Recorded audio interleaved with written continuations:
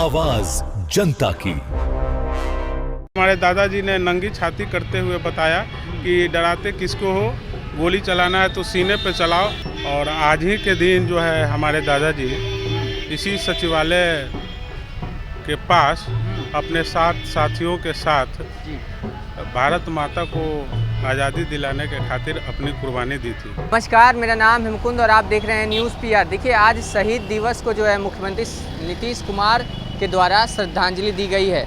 आपको बता दें कि आज शहीद दिवस मनाया गया। विधानसभा के गेट के गोलंबर पे जो है ये शहीद दिवस मनाया गया और शहीदों को श्रद्धांजलि दी गई, जिसमें सीएम नीतीश पहुंचे हैं और आरिफ मोहम्मद खान जो कि बिहार के राज्यपाल हैं वो भी पहुंचे हैं। हम आपको सुनाएंगे कि किस तरीके से जो है उनके पोते जो कि शहीद हुए थे, उनके पोते भी यहाँ पे पहुँचे हैं। हम आपको सुनाएंगे कि वो क्या कुछ कह रहे हैं। आज 11 अगस्त 2025 है और आज ही के दिन जो है हमारे दादाजी इसी सचिवालय के पास अपने साथियों के साथ भारत माता को आज़ादी दिलाने के खातिर अपनी कुर्बानी दी थी।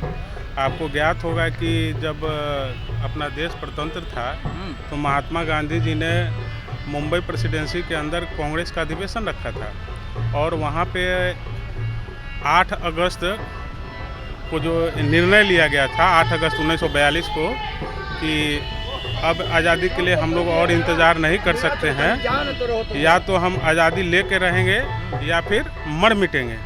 तो उसी आह्वान को लेकर के 8 अगस्त को ये घोषणा हुई थी और पूरे देश में ये लहर आग की तरीके से फैली और इसका परिणाम ये हुआ कि जो भी सीनियर लीडर थे वो उसको या तो अरेस्ट कर लिया गया या ब्रिटिश हुकूमत के द्वारा डरी हुई ब्रिटिश हुकूमत के द्वारा उनको नज़रबंद कर दिया गया।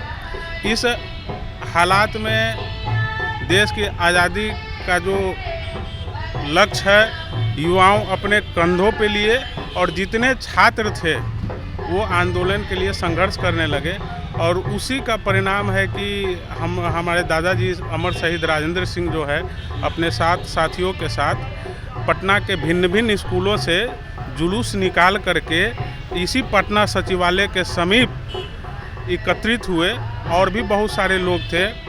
भारत माता की जय, वंदे मातरम, अंग्रेजों भारत छोड़ो को नारों से ये परिसर पटा हुआ था और इसका अंदाज़ा पहले से अंग्रेज़ों को भी थी और उन्होंने गोरखा रेजिमेंट का ये तैनात कर रखा था।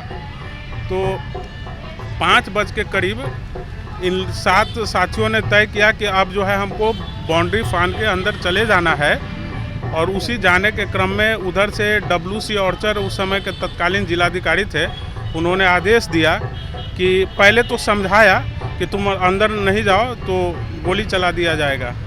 फिर हमारे दादाजी ने नंगी छाती करते हुए बताया कि डराते किसको हो, गोली चलाना है तो सीने पे चलाओ, हम तो झंडा फहरा के ही रहेंगे, इसके लिए हमें मरना ही क्यों ना पड़े। फिर ये लोग आगे बढ़ने लगे और पहले राउंड में 2 चक्र गोलियां चली जिसमें शहीद राजेंद्र सिंह और राम गोविंद बाबू पहले शहीद हो गए।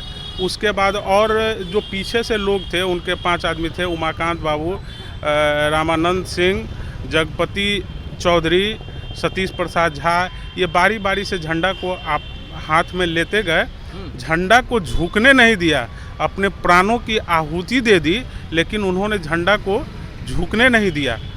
और जब उनकी शहादत हो गई गोली चलने से तो ये आंदोलन और उग्र हो गया और इतने व्यापक पैमाने पे हुआ कि अंग्रेज़ सरकार की चूल्हे हिला दी और फाइनली जो है अंग्रेज़ सरकार को यहाँ से भागने पर मजबूर होना पड़ा।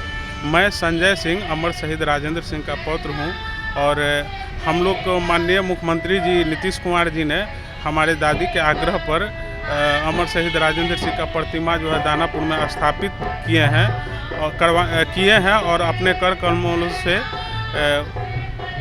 उनका उद्घाटन भी किए और माननीय दादी जी का भी जो है स्टैच्यू प्रतिमा का अनावरण किए हैं। माननीय मुख्यमंत्री जी को बहुत दिल से धन्यवाद।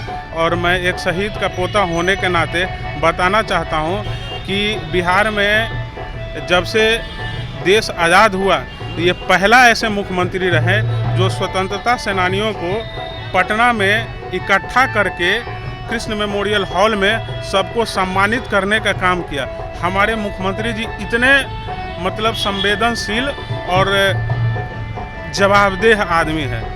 अभी चुनाव में जा रहे हैं, हम चाहते हैं कि मुख्यमंत्री जी जीतें और बिहार का सौभाग्य है कि बिहार को ऐसे मुख्यमंत्री की प्राप्ति है। हम लोग चाहेंगे कि आगे भी मुख्यमंत्री जी बने रहें, क्योंकि कुछ अधूरे काम अभी बाकी है। उनका रहना बहुत ज़रूरी है, कम से कम 5 साल तो और। तो आपने सुना किस तरीके से उनके पोते ने सीधे तौर पे कुछ कहा, किस तरीके से उनको आज़ादी मिली, उसके बारे में उन्होंने क्या कुछ कहा आपने सुना होगा। अपनी राय देना ना भूलें और ऐसे ही तमाम खबरों के लिए बने रहे न्यूज़ पीआर के साथ। धन्यवाद।